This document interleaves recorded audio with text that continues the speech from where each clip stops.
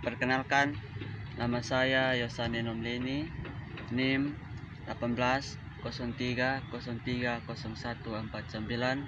kelas C, semester 6, prodi Sosiologi.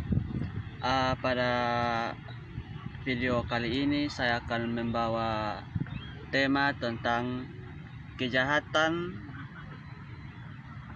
kolar putih dan resiko kejahatan keuangan, korupsi, dan krisis keuangan. Aduh, betul sendiri sadar tadi nih. Di mana? Wait, that's in dollar. Sendiri sit satu. Kenapa? Oh, bespi, sabar. Marsu daripada lu sendiri kotong bahas-bahas kok beda.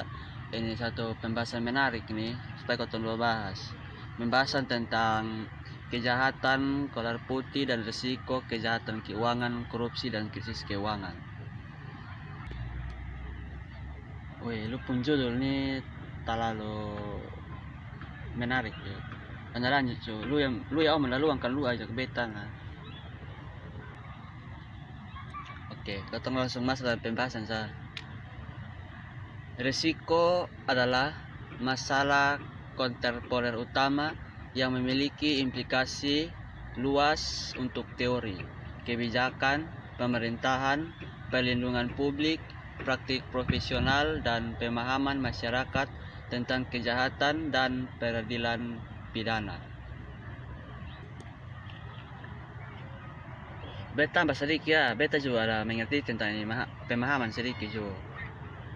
Potensi bahaya yang terkait dengan risiko dapat menyebabkan ketidakpastian, ketakutan, dan konflik juga sebagai tanggapan negara yang tidak profesional, tidak efektif, dan dinilai buruk terhadap perspektif risiko dan kelompok yang memiliki risiko.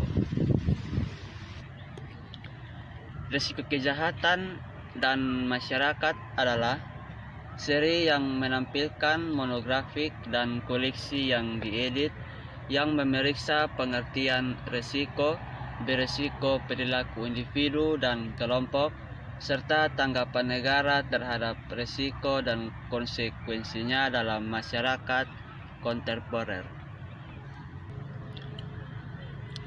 Yaitu sementara risiko kejahatan dan masyarakat akan mempertimbangkan masalah yang terkait dengan kelompok berisiko arus utama termasuk pelanggaran, teroris, dan penjahat kera putih yang disambut dengan baik analisis yang memperluas pemahaman tentang bagaimana risiko didefinisikan, sudah disiapkan, dan telah dikelola. Risiko kejahatan dan masyarakat memeriksa risiko dalam konteks masyarakat kehormatan melalui perspektif hukum, multidisiplin, kriminologi, dan studi sosial hukum, dan akan menampilkan pekerjaan yang bersifat teorikal serta empiris di dalam korupsi. Pembangunan lembaga keuangan dan politik, orang yang tereksploitasi pendahuluan membebaskan lebih dari 1 miliar sesama pria, wanita, dan anak-anak dari kondisi tidak manusiawi, kemiskinan ekstrim, dan komitmen untuk menciptakan lingkungan di tingkat nasional dan global yang mana kondusif untuk membangun dan pengentasan kemiskinan adalah diantaranya tujuan yang tercantum dalam Deklarasi Milenium Perserikatan Bangsa-Bangsa atau PBB diadopsi pada tanggal 18 September 2000. Deklarasi diterjemahkan menjadi peta jalan, menetapkan tujuan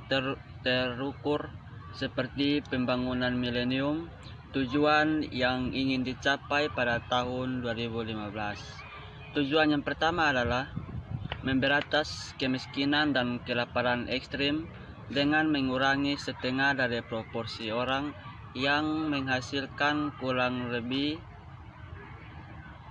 pekerjaan penuh dengan produk dan pekerjaan yang layak untuk semua, termasuk perempuan dan kaum muda, dan mengurangi setengah dari proposal orang yang menderita kelaparan.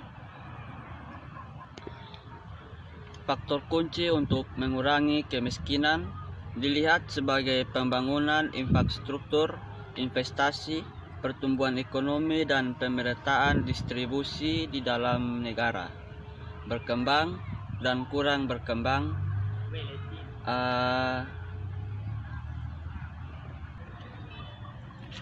Faktor kunci untuk mengurangi kemiskinan dilihat sebagai pembangunan infrastruktur, investasi, pertumbuhan ekonomi, dan pemerataan distribusi. Pada tahun 2015 telah ditetapkan sebagai MDGs untuk penghapusan kemiskinan telah datang dan pergi, tetapi kemiskinan terus menjadi masalah. Ekonomi terbesar ke-6, 1 dari 5 penduduk hidup di bawah garis kemiskinan, yaitu mereka yang mengalami hidup sebagai perjuangan sehari-hari. Negara sebagai target pemberantasan kemiskinan ekstrim untuk semua orang, di mana saat ini diukur sebagai orang yang hidup dengan kurang dari 1,25 US dollar sehari. Angka US dollar 1/25 per hari yang dinyatakan dalam SDG mencerminkan garis kemiskinan nasional yang ditetapkan oleh Bank Dunia pada tahun 2005 telah menjadi angka kemiskinan sejak tahun 1979, dan pada tahun 1990 Dunia Laporan Pengembangan menetapkan garis kemiskinan internasional 6 pada US dollar 1 per hari yang dinaikkan menjadi 1,25 US dollar pada tahun 2005. Pada akhir tahun 2015, angka tersebut dinaikkan lebih lanjut menjadi 1,90 US dollar per hari untuk menjaga daya beli pra-angka penting. 1,25 US dollar di negara-negara termiskin di dunia. Perhatian serius yang dihadapi pembangunan, investasi, pertumbuhan ekonomi, dan distribusi yang adil adalah korupsi di tingkat tertinggi, di mana elit politik dan birokrasi, dan risiko pencucian yang menyertai hasil korupsi. Untuk mengurangi risiko ini, penting bahwa ada mekanisme hukum dan peraturan yang memadai. Komunitas nasional terdiri dari lembaga keuangan internasional seperti Bank Dunia, badan pengembangan nasional seperti Departemen Pembangunan Internasional, dan Badan Pembangunan Internasional SIDA.